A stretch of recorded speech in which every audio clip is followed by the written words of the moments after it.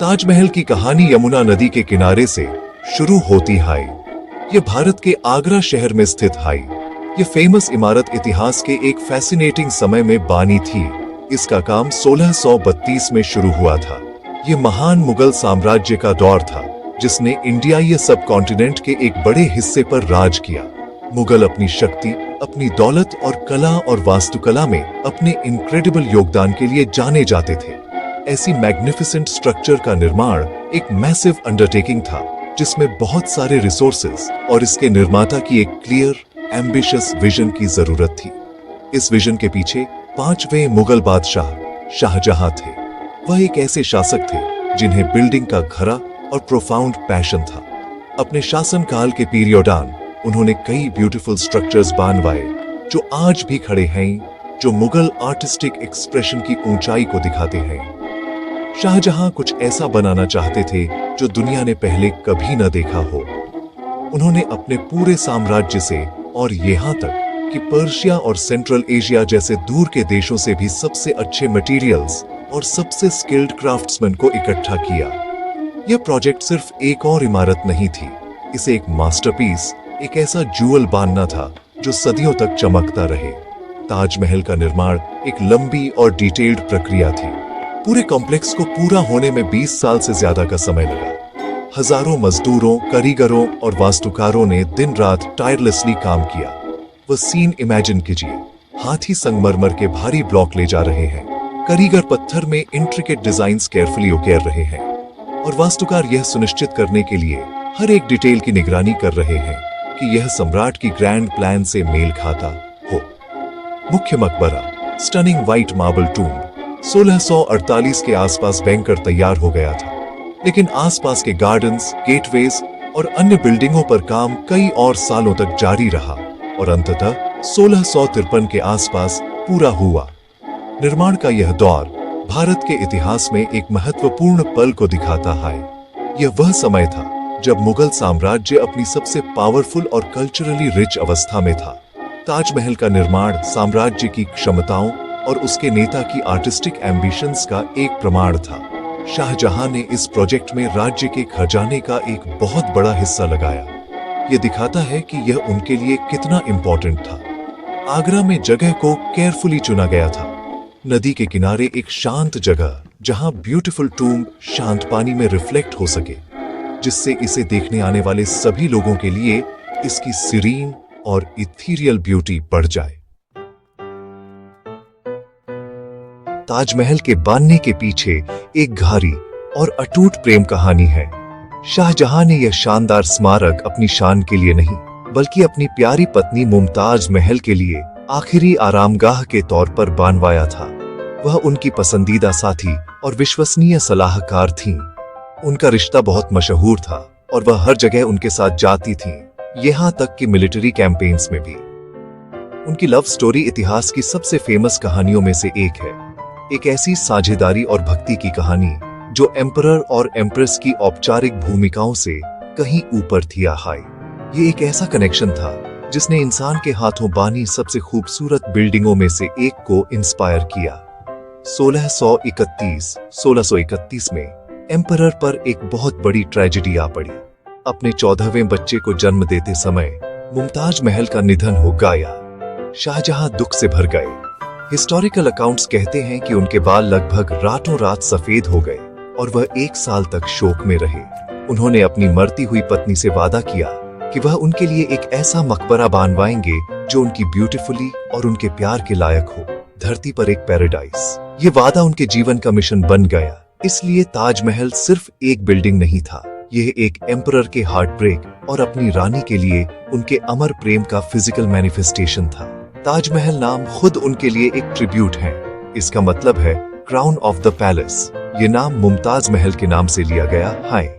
Complex का हर element उनकी याद का सम्मान करने और उनके इटर्नल रेस्ट के लिए एक शांत जगह बनाने के लिए डिजाइन किया गया था। शाहजहां के लिए यह सिर्फ एक वादा पूरा करना नहीं था, ये उनकी याद को सबसे शानदार तरीके से जीवित रखने का एक तरीका था। वह चाहते थे कि दुनिया उन्हें हमेशा याद रखे और इस आर्किटेक्चरल वंडर के जरिए वह इसमें सफल रहे।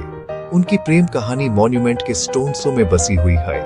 इसके पूरा होने के बाद मुमताज महल के शरीर को मौजोलियम के सेंट्रल चेंबर में आराम करने के लिए रखा गया था। सालों बाद जब शाहजहां का निधन हुआ तो उन्हें उनके बगल में दफनाया गया। यह उनकी ओरिजिनल प्लान नहीं थी, क्योंकि उन्होंने नदी के उस पार अपने लिए एक काले संगमरमर का मौजोलियम बनाने का इरादा किया था। हालांकि किस्मत को कुछ और ही मंजूर था और अंततः उन्हें अपनी प्यारी पत्नी के साथ उस सफेद संगमरमर के पैराडाइज में फिर से मिला दिया गया जो उन्होंने उनके लिए बनवाया था। उनकी 2 कब्रें अगल बगल पड़ी हुई उनके रिश्ते के इटर्नल नेचर को दर्शाती हैं, जो उस प्रेम कहानी को पूरा करती हैं जिसे ताजमहल इतनी ब्यूटीफुली से बयां करता है। ताजमहल को उसकी शानदार, ब्यूटीफुली और परफेक्ट आर्किटेक्चरल डिजाइन के लिए पूरी दुनिया में जाना जाता है।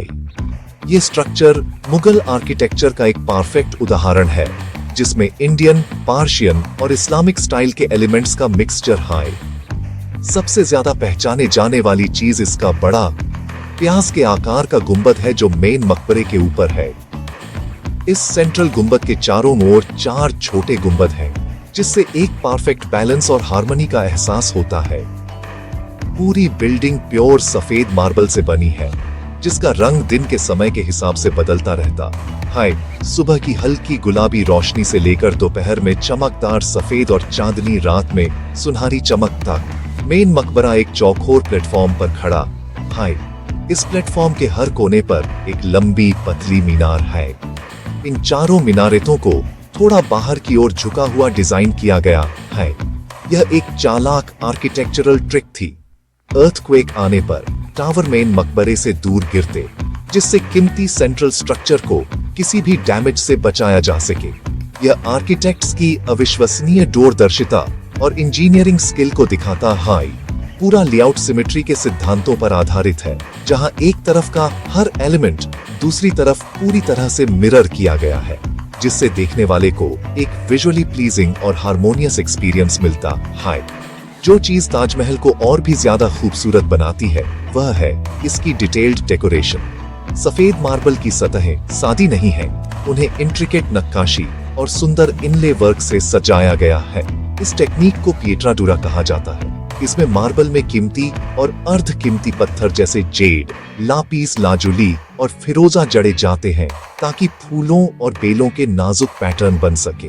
कुरान की आयतें, जो इस्लाम की पवित्र किताब है, दीवारों पर खूबसूरत कैलीग्राफी में लिखी हुई है।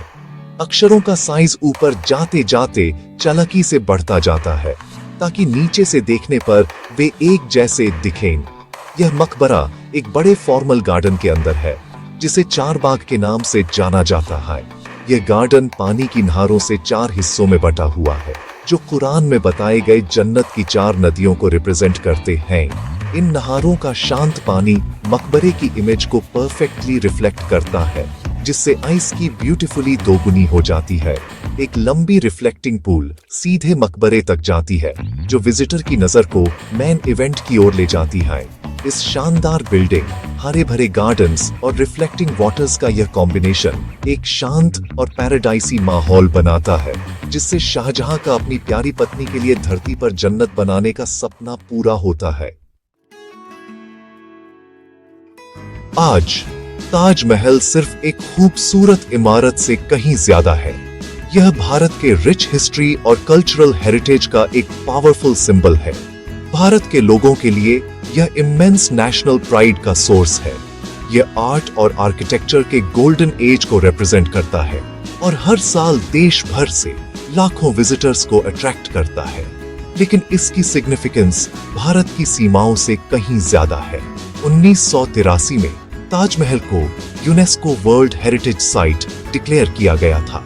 इसका मतलब है कि इसे आउटस्टैंडिंग यूनिवर्सल वैल्यू की जगह के रूप में पहचान मिली है, जो पूरी ह्यूमैनिटी से बिलोंग करती है।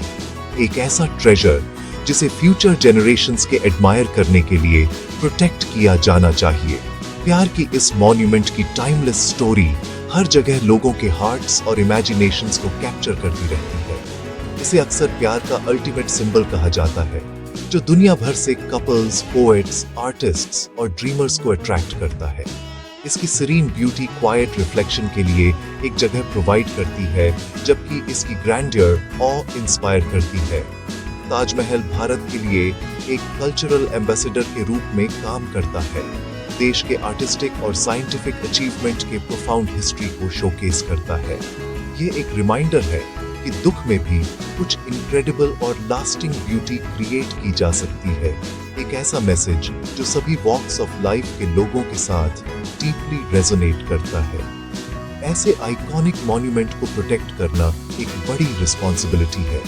सदियों से ताजमहल को पोल्यूशन और एनवायरमेंटल डैमेज से थ्रेट्स का सामना करना पड़ा है। इसका white marble near by factories और ट्रैफिक से एयर पोल्यूशन के कारण येलो होने के लिए ससेप्टेबल है। इसे निपटने के लिए इंडियन गवर्नमेंट ने सिग्निफिकेंट स्टेप्स उठाए हैं। मॉन्यूमेंट के आसपास के एक बड़े एरिया को प्रोटेक्टेड जोन के रूप में डिजिग्नेट किया गया है, जहां पोल्यूटिंग व्हीकल्स और इंडस्ट्रीज को रिस्ट्रिक्ट किया गया है। बिल्डिंग की पीरियोडिक क्लीनिंग और रेस्टोरेशन वर्क भी होती है, जहां एक्सपर्ट्स इंप्योरिटीज को बाहर निकालने और मार्बल की नेचुरल व्हाइट शाइन को रिस्टोर करने के लिए केयरफुली एक स्पेशल क्ले पैक अप्लाई करते हैं।